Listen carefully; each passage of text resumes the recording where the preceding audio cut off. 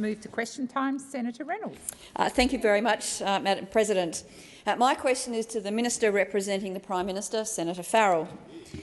Minister, prior to the election, the Prime Minister Albanese said this. He said, "If I ever do make a mistake, I'll put my hand up.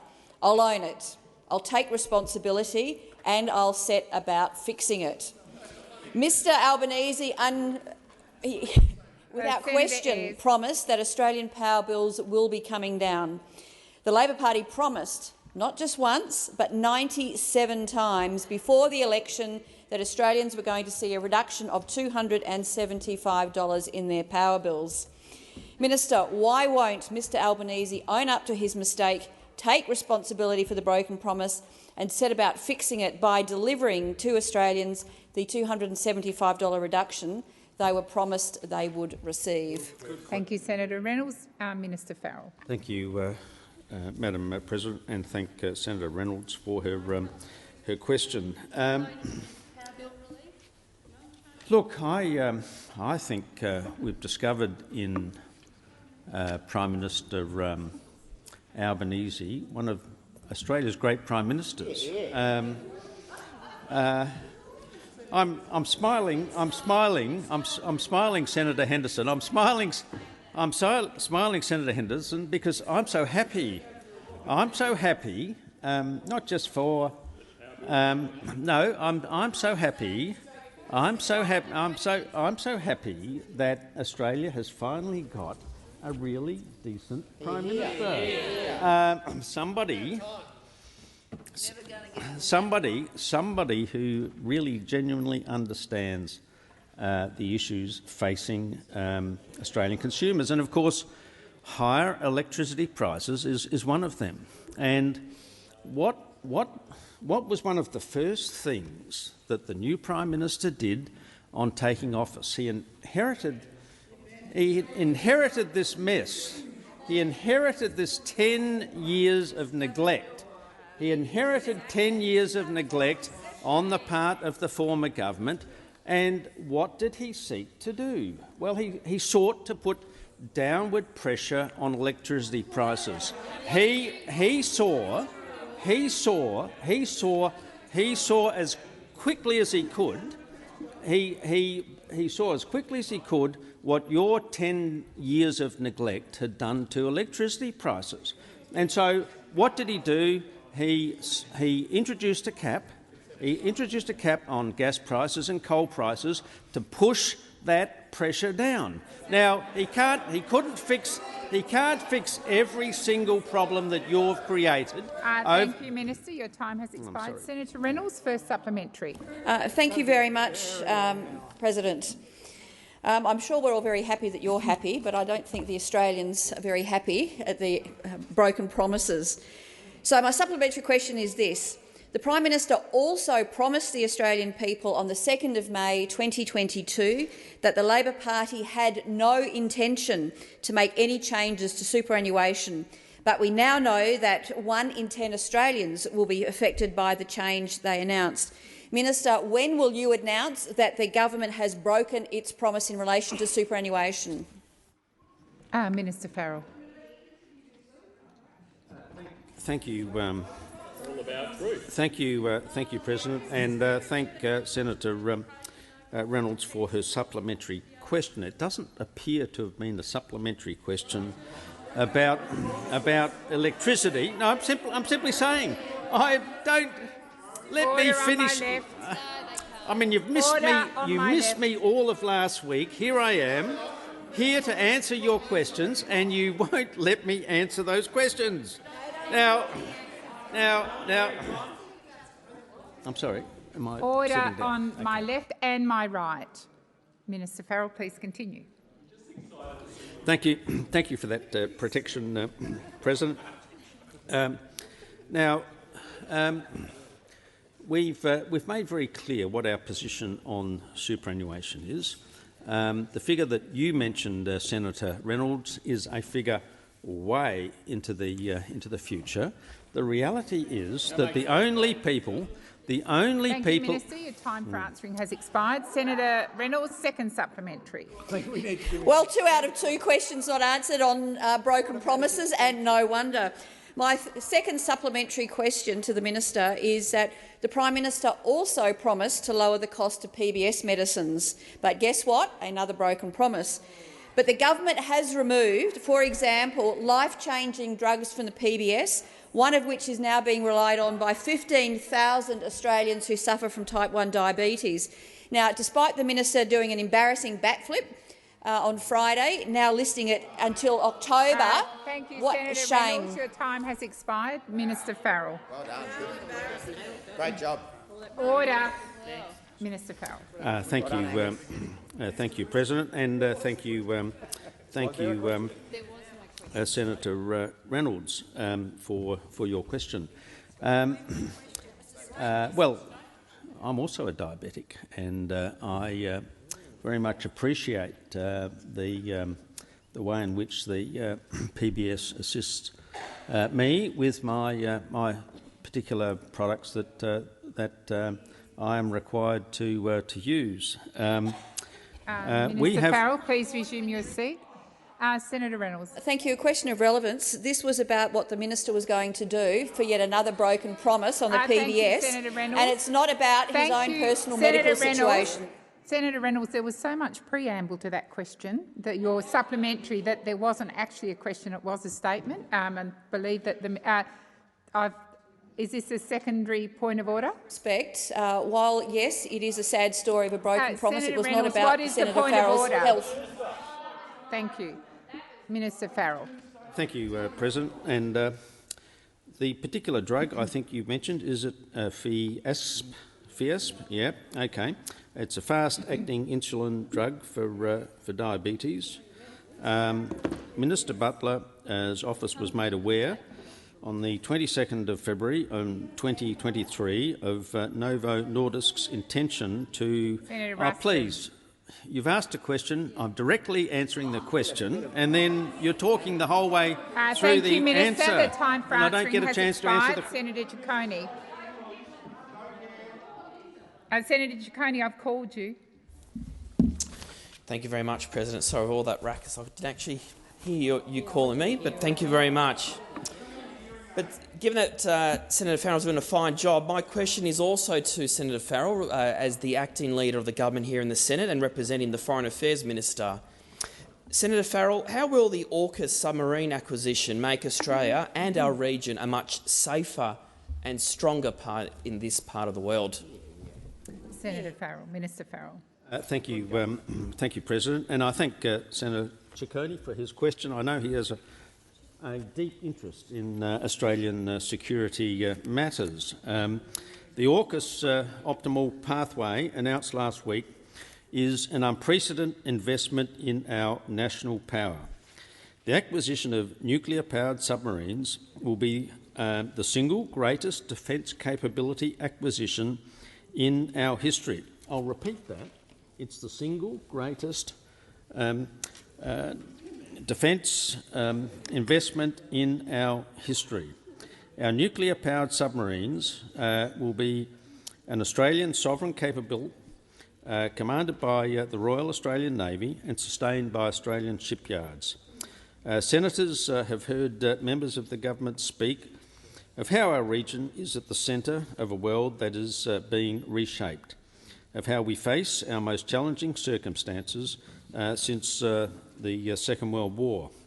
AUKUS is one element of Australia's approach to addressing this strategic environment and contributing to strategic balance in our region.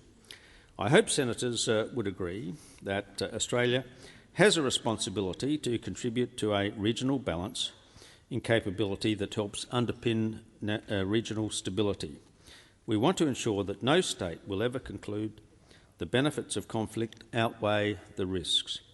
And so, nuclear-powered submarines are part of our contribution to this aim by transforming our ability to deter or respond to any future threats.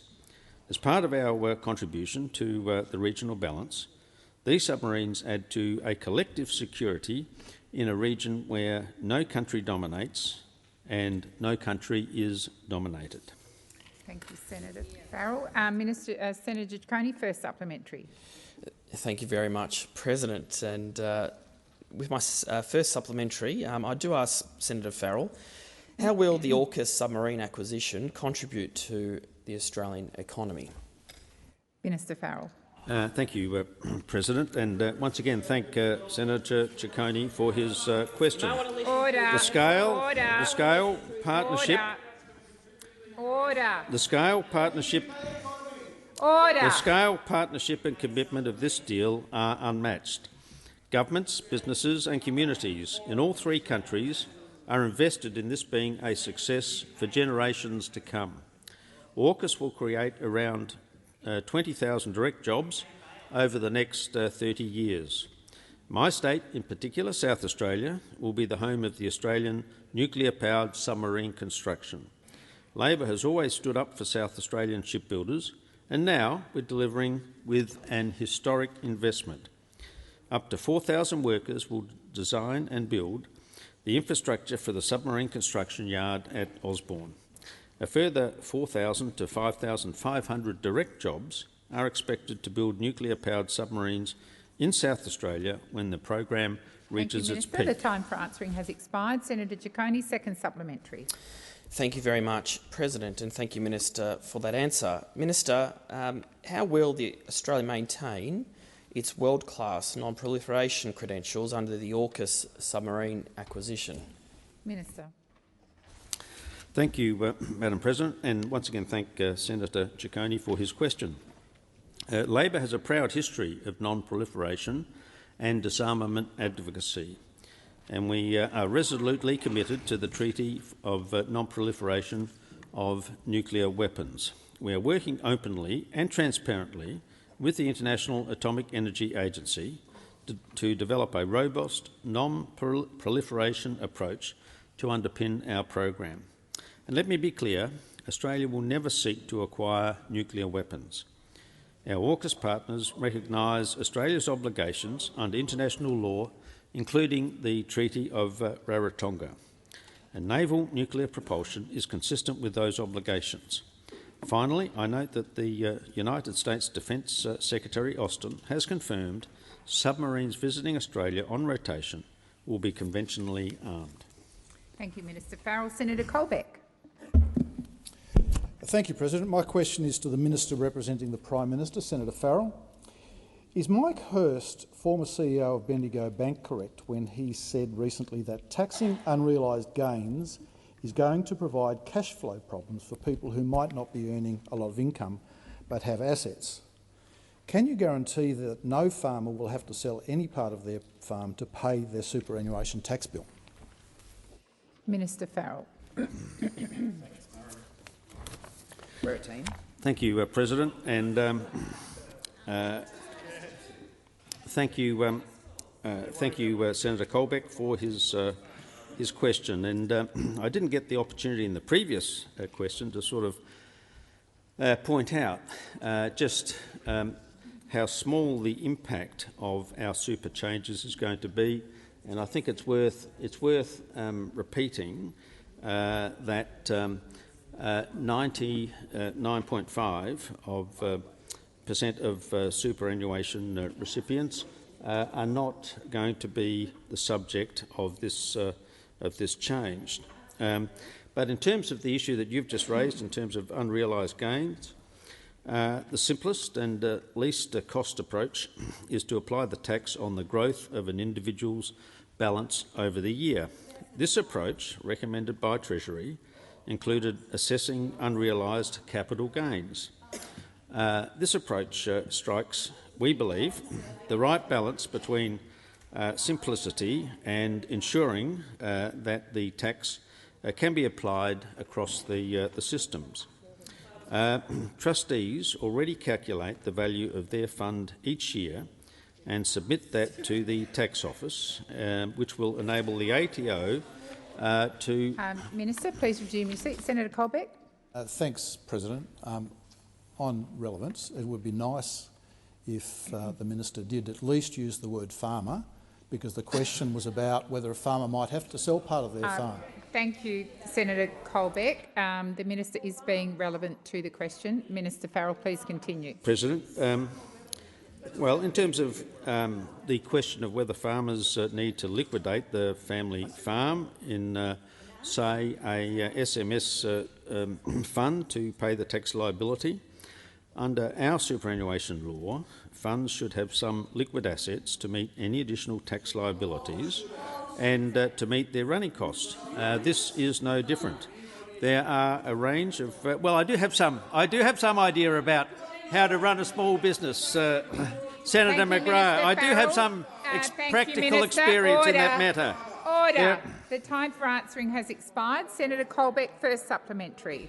Katie's got some more homework. Thank you, President. Under Labor's new super tax, if a farmer with a self-managed super fund sees the paper value If a farmer with a self-managed super fund sees the paper value of her farm's self-managed super fund fluctuate above and below the $3 million threshold across a number of years, will those gains be subject to the 30% tax rate each time?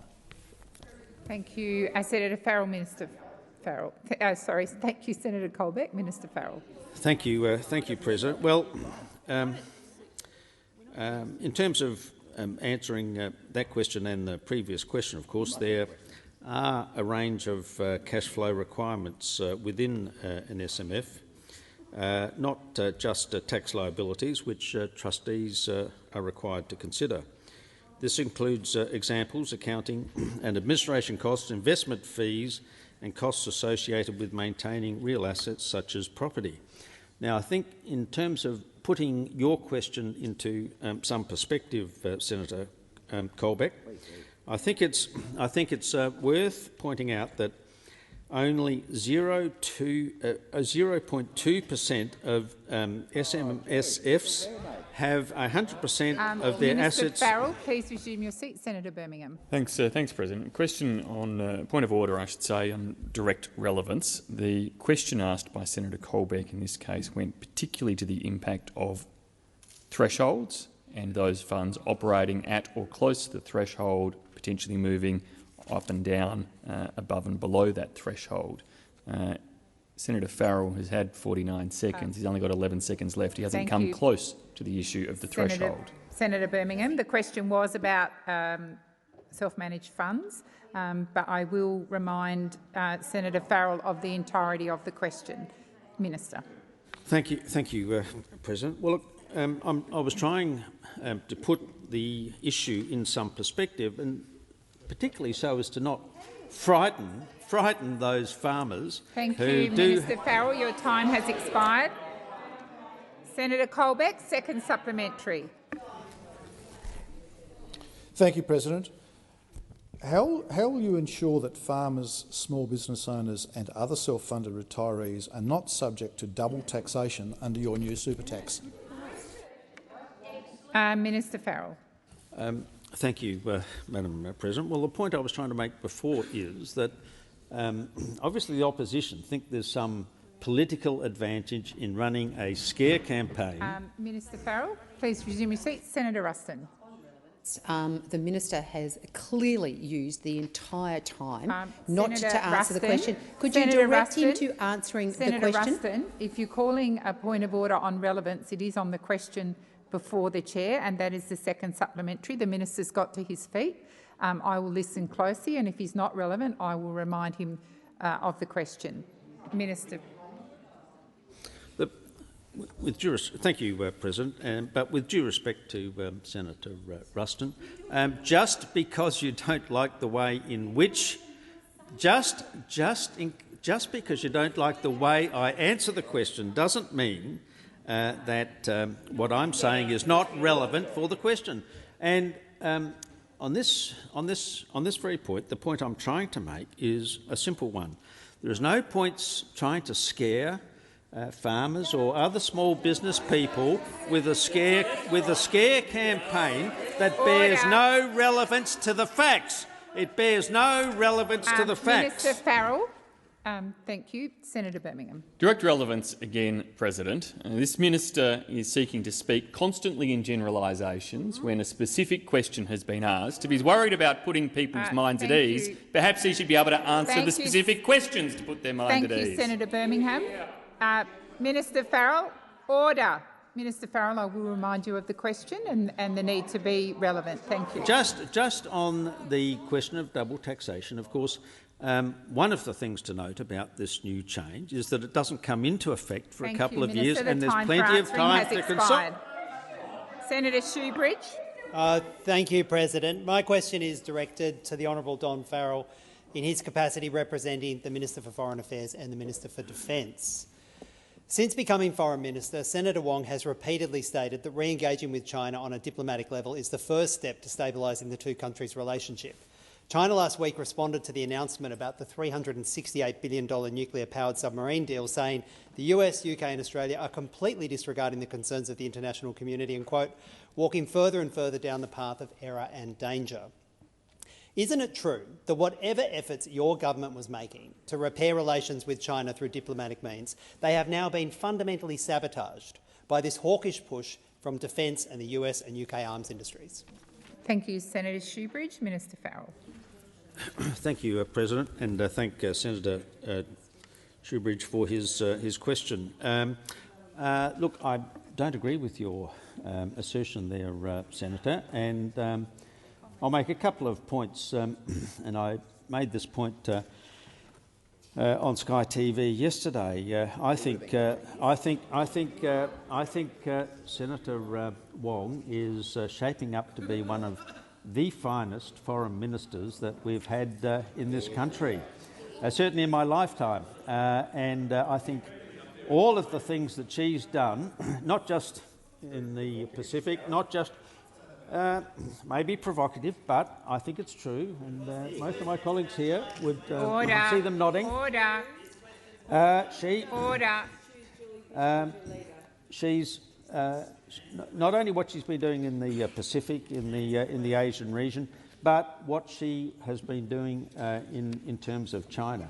I mean, I might remind you that 2 days before Christmas, when most of us would have been spending our time with our families preparing for Christmas Day, Senator Wong flew up to China to meet again with her equivalent, and that meeting was the precursor to a meeting that I had a couple of weeks ago with my equivalent to try and stabilise and normalise the relationship with China. There's nothing that I've heard that would suggest anything other than this process of stabilisation is well on its way. I mean, you may read everything in the Chinese newspapers, but I hear and believe all of those things. Well, no, I don't live on a rock. Thank you, Minister. The time for answering has expired. Senator Shoebridge, first supplementary. A senior Indonesian official says the country's sea lanes should not be used by Australian nuclear-propelled submarines because, quote, AUKUS was created for fighting. Similar concerns have been expressed by Malaysia. Given the negative response from our regional neighbours to the AUKUS submarine deal, can you now acknowledge that it marks the official demotion of Australian diplomacy and the bypassing of Senator Wong's office for an international posture driven by defence hawks and the US and UK arms industries? Thank you, Senator Shoebridge. Minister Farrell. Thank you, President. Well, I completely reject the assertion and the underlying assumptions in your question.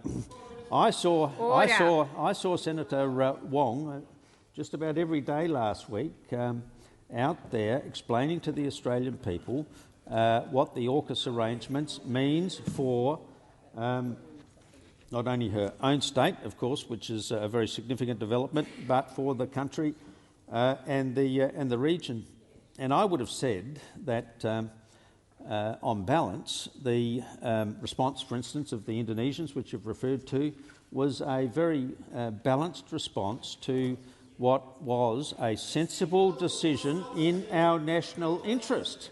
Order. We have to. the most important job of any federal government is to ensure the safety and the security of its people. Thank you, Minister. The time for answering has expired. Senator Shoebridge, order. Order. Senator Shoebridge, second supplementary. Thank you, President. Thank you, Pete. Thank you, Pete. Today marks 20 years since the invasion of Iraq. Minister, do you accept that the $368+ billion AUKUS submarine deal and its handcuffing of our largest military program ever to the United States military and their future war-making shows we've learnt nothing from the disaster of Iraq? Nothing. Thank you, Senator Shoebridge. Minister Farrell.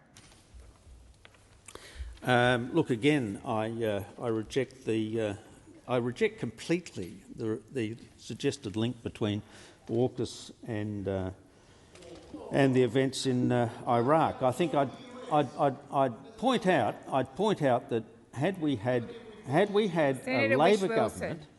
Labor government in office at the time that the decisions were made in respect to Iraq, Australia would not have joined. Senator Farrell, could you resume your seat, please? Sorry.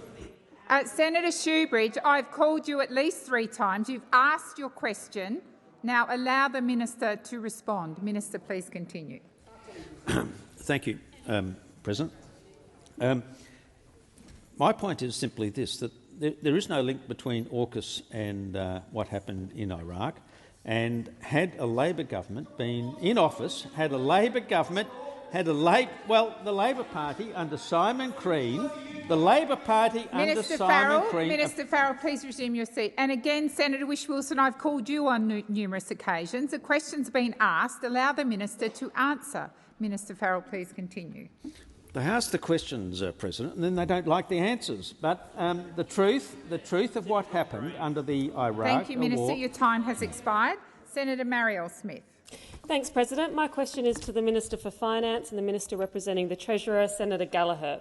Minister, last week the Albanese government announced the details of the optimal pathway for the AUKUS Pact between Australia, the United States and the United Kingdom. Can the minister outline to the Senate how this agreement will create Australian jobs? Thank you, Senator Smith. Minister Gallagher. Thank you, President. I thank Senator Smith for the question. This was a really historic announcement and a unique opportunity for jobs and skills right here in Australia. It will create an entirely new workforce sector driving skills, training and employment opportunities which will benefit the national economy for generations. It's a whole-of-nation effort that will deliver nation-changing opportunities, including around 20,000 direct high-skilled, high-paid jobs, including technicians, engineers, scientists and project managers.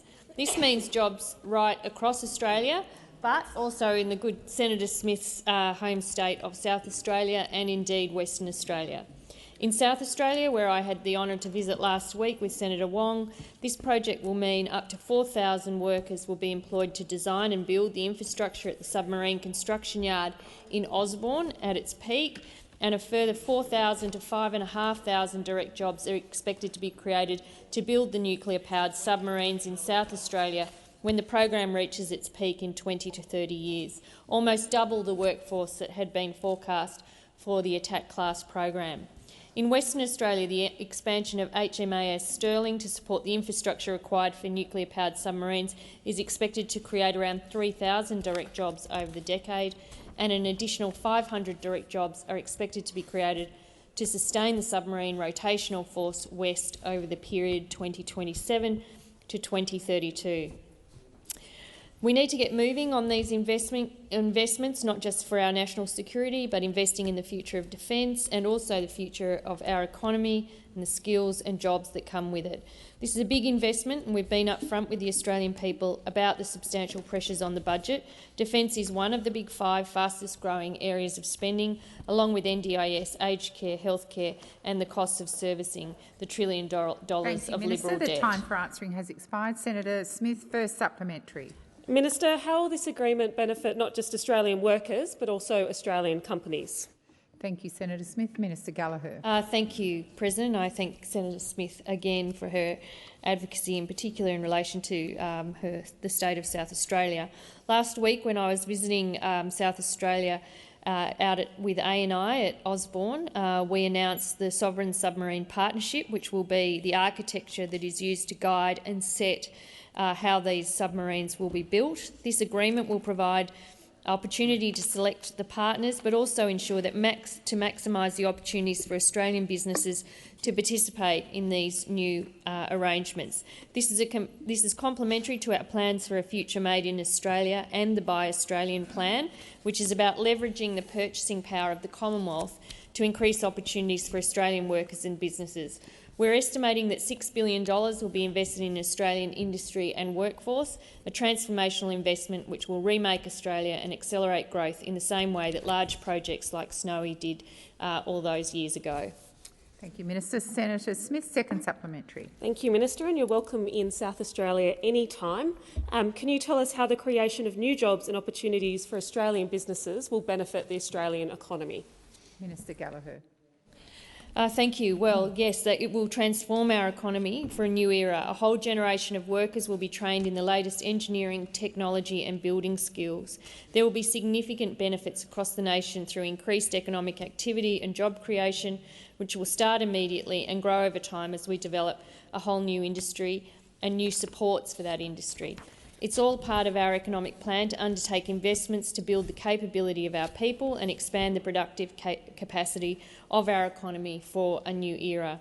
I've already mentioned the Future Made in Australia plans and the Buy Australian plan policy. We also have the National Reconstruction Fund, obviously, which would be good to pass the legislation that supports that. Policies for free feed TAFE, Jobs and Skills Australia and acting on climate change. All of these policies are designed to grow the economy, boost productivity and upskill Australians, and the AUKUS investment is another vital part of our economic plan going to the future. Thank you, Minister. Senator Hanson. Order. My question is to the Minister representing the Prime Minister, Senator Farrell. The updated strategic direction statement for the National Indigenous Australians Agency that falls under the portfolio of Prime Minister and Cabinet says it provides advice on whole-of-government priorities for Aboriginal and Torres Strait Islander people, as well as leading and coordinating the implementation of Australia's Closing the Gap targets in partnership with Aboriginal and Torres Strait Islander communities. Given we have the NIAA, why does the government contend we need a voice to Parliament in the Constitution? Thank you, Senator Hanson. Minister Farrell. Thank you, President, and I thank Senator Hanson for her question. I think the first and primary answer to that question is that at the last election, the Labor Party listened to those people who had advocated on behalf of the Uluru Statement from the Heart, people like my very good friend here, Patrick Dodson, like Jana Stewart over there, amongst very, very many other significant members of the Labor Party, to try and deal with the issue of Indigenous recognition through a voice to the Australian Parliament. That process wasn't developed overnight. It took place over a long period of time, and we took that proposition to the Australian people at the last election, and the Australian people made a decision about who they wanted to govern this country. And as soon as we got into government, because they elected us as the government, we undertook to implement the promise that we had taken. You talk about promises. Well, we took a promise to the Australian people, and we have implemented. Order. We have sought to implement that problem. I have to say I have been disappointed in the opposition in their approach so far to simple things like the machinery bill that could start the process of implementing. Thank you, Minister Farrell. The time for answering has expired. Senator Hanson, first supplementary. The NIAA priorities this year include closing the gaps, implementing the Uluru Statement, developing a new jobs program, delivering First Nations justice, whatever that means, and more. It has also budgeted $31 million to deliver local and regional voice implementation, despite the Prime Minister saying he would not fund the yes or no cases in the coming referendum. Will the Minister please inform the Senate about the NIAA's total budget for 22-23? Thank you, Senator Hanson. Minister Farrell. Thank you, President, and thank Senator Hanson again for her question. I think you're conflating a couple of issues, to be honest with you, Senator Hanson. No, it's not patronising. It's simply a statement of fact. Senator Hanson has asked a question, and I'm trying to answer that question for her. That information that you are requesting will, of course, be published in due course as part of the relevant budget papers. But the issue of the referendum to implement the voice Indigenous recognition. Thank you, Minister Farrell. The time for answering has expired. Senator Hanson, second supplementary. It doesn't surprise me, no answer. And you don't even know, the budget papers are already out. Actually, the NIAA is almost $4.5 billion. It employs more than 1,300 people, and its remit appears to be largely the same as the government's somewhat vague intentions for the voice. That's truth-telling for you. Will the Minister please explain why Australians should not believe the government's ulterior motive in implementing the Uluru Statement is to establish an independent, sovereign black nation in Australia? Yeah! Order, Senator Thorpe. Senator Thorpe, order. Minister Farrell. There we go, round in the circle. Order. Well, Senator Hanson, I completely reject your proposition. This is an issue that, as I said, the Labor Party took to the last election, and we are seeking to implement Indigenous recognition through a voice to Parliament, and we're seeking to do it in an open, honest and transparent way. Just to give you one example, originally there wasn't going to be a yes or a no case pamphlet, and we were requested to do that by the opposition, and we agreed. And as part of that process, Senator Hanson, because you're a member of Parliament and because of the way in which that document is going to be prepared, you yourself will have an opportunity to explain to the Australian people whether you're supporting yes or no. I think I can guess. Minister Farrell, time for answering has expired. Thank you.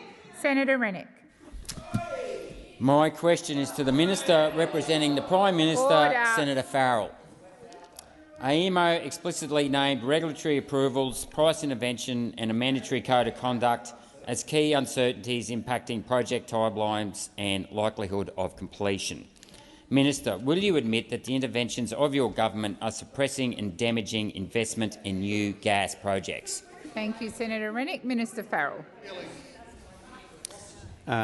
Thank you, President, and thank you, Senator Rennick, for this rare question. No, the short answer is no to that. Look all around the world, Senator, as to what the consequences of this terrible war between Russia and Ukraine has done to gas prices, right around. Order. Minister Farrell, please continue. All around the world, governments are dealing with this issue of rising electricity prices. All around the world, governments have had to deal with the way of trying to put downward pressure on those prices. What what we have done, well, Order. Senator Minister Farrell, please resume your seat. Order on my left and right. Order. Minister, please continue. I mean, what are the Europeans doing? What are the Europeans doing at the moment? What are the Europeans doing? They're putting caps on gas prices. Is anybody in Europe saying, oh, this is going to result for disinvestment in gas? No, they're not saying that. In fact, what they're doing is increasing their investment in this area. And of course, my belief is that that's where. Well, I'm happy to talk to you, Senator Canavan, about gas prices and the importance of investment in gas in this Thank you, in Minister. this country. Time for answering has expired. Senator Rennick, first supplementary. When will the Albanese's government mandatory code of conduct be finalised? Minister Farrell. Liberal Senator. Order. I've called the Minister. Minister Farrell. Thank you. Unlike the former government, who seemed to be unable to come out with any sensible plan in respect of gas prices, coal prices, electricity prices, climate change, this government has got a plan, and we are working through that plan as we speak. We're working through that plan as we speak, and we've got a number of excellent ministers, like Minister. Minister Farrell, please resume your seat. Senator Rennick. Point of order, Chair. I asked when the mandatory code of conduct will be completed, not when you are working through it. Thank you, Senator Rennick. I will direct the minister to the questions. Minister Farrell. Thank you, Madam President. And look, we're dealing with the issue. We're putting downward pressure on the electricity system, and we are consulting as we should. Thank you, Minister Farrell. The time for answering has expired. Senator Rennick, second supplementary. Labor has broken its promise to lower power bills by $275. Given the simple economic fact that price controls do not increase supply, what do you have to say to Australians who may also lose power and heating this year because of Labor's failed energy policies? Is the government lowering bills by simply not having any power or gas to buy? Thank you, Senator Rennick. Minister Farrell. Thank you, President, and thank the senator for his supplementary question. This government has made it very clear that we continue to support the gas industry in this country. Well, they may not say that to you, Senator, but they say that to me, and I have regular discussions with many of the major gas companies in this country. And look, they understand the pressure. They understand the pressure that Australian consumers and Australian businesses are under as a result of your failure on my left. to. Senator Cash. They understand the pressure Minister that they're Farrell, please under. resume your seat. Minister Farrell, please resume. Order on my left. Minister, please continue. Thank you. Is that the question you would have chosen, Gerard? Look. These issues, Minister, are being dealt with. Thank you. Senator McKim. Thanks, President. My question is to the Minister representing the Treasurer, Senator Gallagher. Minister, you and other members of your government consistently say that it is the financial position you inherited which is the reason you can't provide more support for Australians getting smashed by the cost of living crisis. Yet last week your government delighted US and British weapons manufacturers by signing up to a $368 billion deal for nuclear-powered submarines. Minister, how are you ever going to look Australians in the eye again and tell them that you can't afford to put dental and mental health into Medicare, that you can't afford to raise the rate of income support, and that you can't afford to wipe student debt when you are prepared to splash $368 billion on the AUKUS subs? Thank you, Senator McKim. Minister Gallagher. Thank you, and I thank Senator McKim for the question. And as senators will know, one of the main job of a federal government is to keep our citizens safe. And this investment in our national security is important on its own, but it also has significant economic benefits across the country as well. In terms of the impact, the question goes to the impact on the budget. So, as people will be aware, we've forecast that over the forward estimates the impact will be in the order of $9 billion, of which $6 billion sits in the forward estimates as provision for the attack class, and that the additional costs over the forward estimates will be met from within Defence's existing funding arrangements. Over the medium term, we are looking at costs in the order of $50 to $58 billion, and beyond that, looking at around 0.15% of GDP, 0.15% of GDP over into the next 20, 30 years. I would say that this investment is also just under 10% of the investment that we make overall into defence. It is an important arrangement and an important agreement, but I would also say that that doesn't mean that those other areas of priority within the budget don't get the attention of the government as well. And as you know, we've made investments into key social policy areas like childcare, like making medicines cheaper, like investing in free fee TAFE, and the budget will also have a significant investment in cost of living around energy bills. We've also got the work that's coming our way from the Economic Inclusion Advisory Board that will also inform the government in its decision making. But it's not an either or. We have to do all of these things. Thank you, Minister. Were you going to make a point of order, Senator McKim, or were you Oh, standing? no, I wasn't. I was okay. Simply rising slightly precipitously. Okay. Right, President. so first supplementary. Thank you, President. Minister, Labor's Stage 3 tax cuts will cost even more than Labor's nuclear submarines. 3/4 of the benefit of the Stage 3 tax cuts will go to the top 20% of income earners. Meanwhile, women in their 60s are having to sleep on their friends' couches. Is this what the Prime Minister meant when he said that Labor would leave no one behind? Thank you, Senator McKim. Minister Gallagher. Thank you, President, and I thank Senator McKim for his ongoing interest in Stage 3 tax cuts. As the Senator will know, our policy on these tax cuts hasn't changed, and our focus on tax reform is in the area of ensuring multinationals pay their fair share of tax, and some of the change that we've recently announced around superannuation for high balance accounts.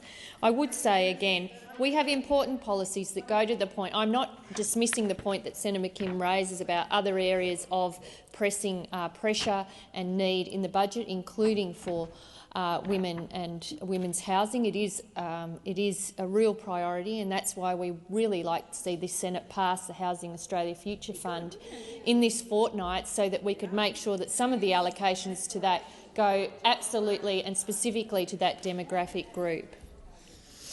Thank you, Minister. Senator McKim, second supplementary. Thanks, President. Minister, we hear a lot from the Treasurer about relief, repair and restraint, but the Stage 3 tax cuts and the submarines are none of those things. Given your cash splash on weapons and the wealthy and your avoidance of serious tax reform, what excuse will you use when you hand down your austerity budget in May? Thank you, Senator Kim. Minister Gallagher. Thank you, President. I thank Senator McKim for his question, and Senator McKim can describe a budget that hasn't been handed down or finalised in the in the terms with which he chooses. But this budget is an important budget in terms of the relief that we need to offer for cost of living. I've gone through the forward estimates impact of the defence arrangements of AUKUS to make sure that that isn't an additional cost that's being met from within the forward estimates. In this high inflation environment, there is also a responsibility to not be adding to or fuelling inflation. So that means the decisions we take have to be very careful. They have to be about investing in the productive side of our economy, not making the inflation challenge harder, but making sure that we are providing sensible and affordable cost of living relief where we can, and we think we will get those. There's still a lot of decisions to be made, but the budget will be determined in that light. Thank you, Minister. Senator White. My question is to the Minister representing the Minister for Skills and Training, Senator Watt. Can the Minister update the Senate on how the Albanese Labor government's AUKUS submarine program Skills and Training Academy will help to upskill and attract the workforce to support and build the capabilities of Australia's world-leading defence industry? Thank you, Senator White. Minister Watt. Thank you, President, and thank you, Senator White, who I know has had a lifelong interest and dedication to raising skills and training within our community. Last week, the Prime Minister announced Australia's optimal pathway to acquire conventionally armed, nuclear-powered submarines. In addition to strengthening Australia's national security, this announcement will build a future made in Australia by Australians with record investments in defence, skills, jobs and infrastructure. As Senator Gallagher has stated, the program will create around 20,000 direct jobs over the next 30 years across industry, the Australian Defence Force and the Australian Public Service, including trades workers, operators, technicians, engineers, scientists, submariners and project managers. And at its peak, building and sustaining nuclear-powered submarines in Australia will create up to 8,500 direct jobs in the industrial workforce. It's a decision that means many, many jobs for workers right around the country, in particular in the states of South and West Australia. And on Wednesday, the Commonwealth and South Australian governments signed a cooperation agreement outlining our respective governments' commitment to supporting the construction of Australia's next-generation conventionally armed nuclear-powered submarines in Adelaide. As part of the agreement, the Albanese government and South Australia will work towards the construction, establishment and operation of a skills and training academy campus in South Australia. The academy will be a dedicated hub to attract, grow, develop and qualify the shipbuilding workforce to meet current and future demands and provide opportunities for continuous development of the existing workforce. The academy will support the entire shipbuilding workforce, providing hands-on trades training and classroom-based professional development backed by cutting-edge technology and modern facilities. This will be a whole-of-nation initiative and it will incorporate multiple locations to deliver training where it's needed, with the central campus being built in South Australia. Thank you, Senator Watt. Senator White, first supplementary. Can the Minister explain how the new academy will work hand-in-glove with education and training providers and state and territory governments to drive Australia's workforce and skills development? Minister Watt. Thank you, President, and thank you, Senator White. The new Skills and Training Academy will be delivered working in lockstep with state and territory governments, unions, universities, education and training providers and the scientific and technical sectors, and will be vital to supporting the capabilities of Australia's world-leading defence industry. Importantly, the Academy will be responsive, connected to and informed by Australian industry. This will be an academy that strengthens Australia's sovereign capabilities by growing our industrial workforce, ensuring that industry has the people and skills it needs to realise emerging opportunities across the shipbuilding economy. The Albanese Labor government has a strong record of working hand-in-glove with state and territory governments when it comes to skills development. In addition to the announcement of the new academy, the Albanese Labor government has also signed landmark skills agreements with every state and territory government, and that of course includes the delivery of 180,000 fee-free TAFE and VET places nationwide in 2023, along with a range of other initiatives. Thank you, Minister. Senator White, second supplementary. What steps has the Albanese Labor government already taken to help upskill Australians to harness these jobs and opportunities of the future? Minister Watt. Thank you, President. Well, the Albanese Labor government understands the life-changing benefits of vocational education and training to create good, secure jobs and to address skill shortages. Unlike we saw from the former government cutting TAFE, cutting training opportunities until it was all too late, the Albanese Labor government is serious about building the skills of our workforce so that the people have the opportunity to take on the jobs of the future. Australia's vocational education and training sector already contributes significantly to our naval, shipbuilding and sustainment sector, providing diverse skills requirements ranging from complex engineering and design roles, project management and logistics roles, through to highly advanced technician and trade roles. And our delivery of 180,000 fee-free TAFE and VET places in 2023 is further supporting this. The Albanese Labor government is investing in our greatest resource, our people. Our fee-free TAFE places will provide training opportunities, particularly focusing on priority groups, increase workforce participation and address skills gaps in the economy. Time for answering has expired. Senator Davey. Thank you very much. My question is to the Minister for Agriculture, Fisheries and Forestry and Minister for Emergency Management, Senator Murray Watt. Minister, what assets does the Commonwealth have which could be used to help remove dead fish from the Darling River at Menindee? Has the Commonwealth offered any of these resources to help the New South Wales authorities in the clean-up of these dead fish along the Darling River? Thank you, Senator Davey. Minister Watt. Thanks, President, and thanks, Senator Davey, for the question. As Senator Davey is well aware, the Commonwealth is always open to the option of deploying Defence Force personnel to assist in any natural disaster if requested by the state government. Now, I am not aware of any request having been made by the New South Wales government for that form of assistance. I'm happy to be corrected if such a request has been made. But of course, the other point to make is that the Menindee Lakes fish deaths, while absolutely tragic, and I think all of us have been very disturbed by the footage there, they do not constitute a natural disaster. So I'm not sure whether there is even the capacity to deploy the Defence Forces, even if such a request were to occur. If Senator Davey is aware of a request having been made by the Defence Force, I'm certainly happy to be made aware of that, but I'm certainly not aware of any request having been made. Of course, it's not uncommon for the opposition to call for the deployment of the Defence Forces despite and other federal assistance when not requested by state governments. We saw Senator McDonald do that in a radio interview last week in relation to the floods in northwest Queensland, only a matter of hours after I informed her that no such request had been made by the Queensland government, but never let things get in the way of making a political point when that can be made. As I say, I think we are all concerned by the large-scale fish kills that are being captured on footage at the moment at Menindee Lakes, and this, of course, is the second time in 4 years that we've seen this occur. It seems, while this is all being investigated, that it's mostly caused by black water and the low oxygen that results from that. As the fish kills have been caused by flooding combined with high temperatures, which is what causes that low oxygen that flows from black water. Thank you, Minister Watt. The time for answering has expired. Senator Davey, wait until you're called. Senator Davey. Thank you. My question, however, Minister, was not necessarily specific to the Defence Force, and the Minister would well be aware that 6 years and $15 million— Senator Davey, what is the point of order?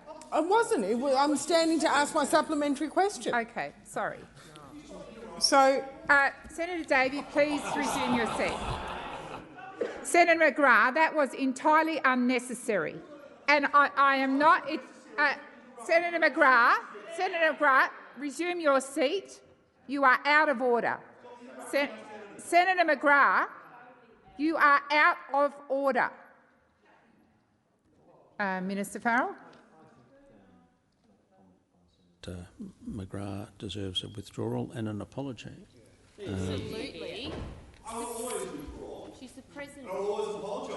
I hope we have a president. Senator McGrath, resume your seat. You are being disrespectful and disorderly. Senator Farrell has asked you to apologise and withdraw. I'm going to ask you to reflect on that and consider that. I apologise and I withdraw. Thank you, Senator McGrath.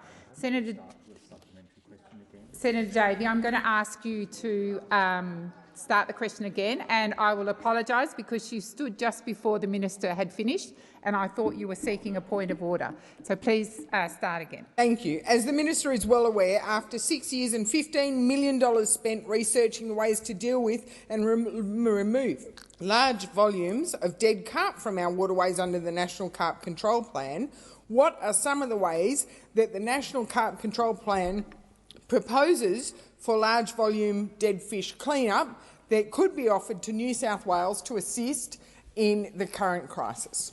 Thank you, Senator Davey. Minister Watt.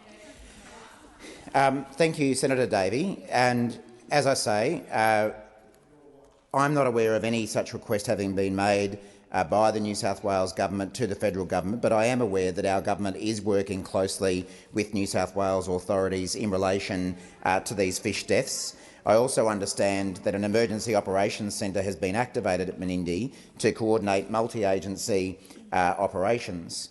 The centre will ensure fresh and clean water supply is maintained to the Menindee township, as well as to coordinate the removal and disposal of fish. Of course, the tragic events that we do see unfolding at Menindee are yet more proof of the need to fully deliver the Murray-Darling Basin Plan, something that the former government was unable to do in all the years. And I know it sets off the gnats, and it's setting them off again. But after a decade of delay and sabotage by Liberals and Nationals around the country, there is still a way to go to finish the plan. We haven't yet received the full benefits for the river system, and unfortunately this is more proof. The time for answering has expired. Senator Davey, second supplementary. Incredible that you want to flood a flood. But will the Commonwealth be deploying any of the ideas developed under the National Carp Control Program to remove rotting dead fish from the Darling to assist New South Wales in this crisis? That was a program done across jurisdictions, 3,800 pages of documents as a result, with options for fish clean-up. Have you even looked at it, Minister? Thank you, Senator Davey. Minister Watt. Thank you, President. Well, Senator Davey, not only have I looked at the National Carp Control Plan, but I've in particular looked at the fact that it was first announced by the then Minister, Mr Joyce, back in May 2016. It was supposed to be delivered in 2018, and 4 years later, after the Coalition lost office, it still hadn't been delivered. So, again, I don't remember this level of outrage around your own government having failed to deliver the National Carp Control Plan that it said would be delivered in 2018. The carp plan is complete, although the report that has been received by the government more recently provides insights into the feasibility of the carp virus as a biocontrol agent, but there are uncertainties about its efficiency and effectiveness in safely removing carp from our waterways. And I am surprised that the National Party, being environmental vandals that they are, want to get out there and immediately release a virus into the Murray-Darling River. Resume your seat. Senator Watt. Senator Davey. I can make a point of order, thank you, Senator Ayres. I can make a point of order that he Senator has Davey. just poorly reflected on every member of the National Party. Order. Order. Order.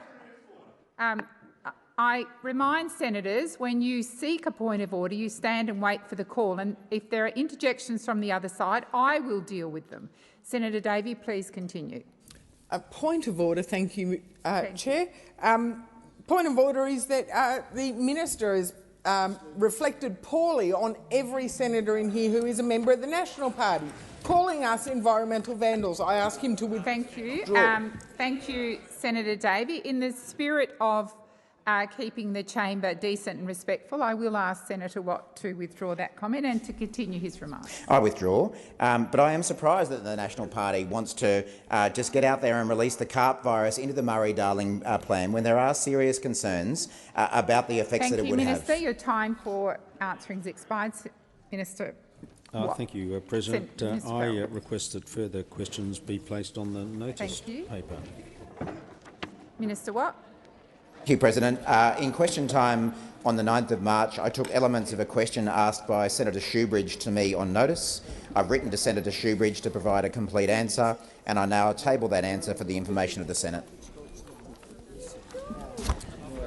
Thank you.